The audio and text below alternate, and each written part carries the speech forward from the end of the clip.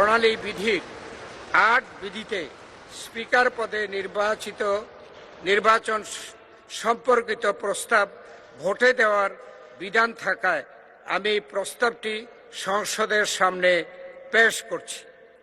সংসদের সামনে প্রশ্ন হচ্ছে, নির্বাচনী এলাকা ১১৭ ভোলা ৩ থেকে নির্বাচিত মাননীয় সংসদ সদস্য জনাব হাফিজ উদ্দিন আহমদ বীর বিক্রমকে বাংলাদেশ জাতীয় সংসদের স্পিকার পদে নির্বাচিত করা হোক। যারা এই প্রস্তাবের পক্ষে আছেন তারা হা বলুন।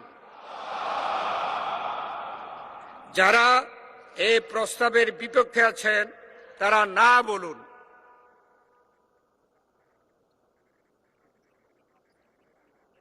আমার মনে হয় হা জয়যুক্ত হয়েছে, হায় জয়যুক্ত হয়েছে, হায় জয়যুক্ত হয়েছে। অতএব মাননীয় সংসদ সদস্য জনাব হাফিজ উদ্দিন আহমদ বীর বিক্রম সর্বসম্মতিক্রমে ও বিনা প্রতিদ্বন্দ্বিতায় বাংলাদেশ জাতীয় সংসদের স্পিকার নির্বাচিত হলেন।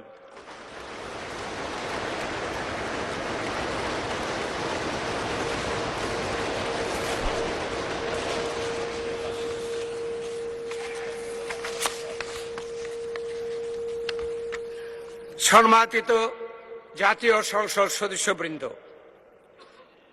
আমি এখন ডেপুটি স্পিকার পদে নির্বাচনের বিষয়টি নিয়ে অগ্রসর হব।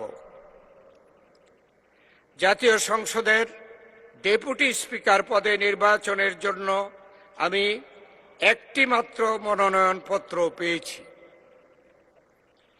এই মনোনয়নপত্রে ডেপুটি স্পিকার নির্বাচনের জন্য মাননীয় সংসদ সদস্য ব্যারিস্টার কায়সার কামাল ১৫৭ নেত্রকোনা ১-এর নাম প্রস্তাব করা হয়েছে।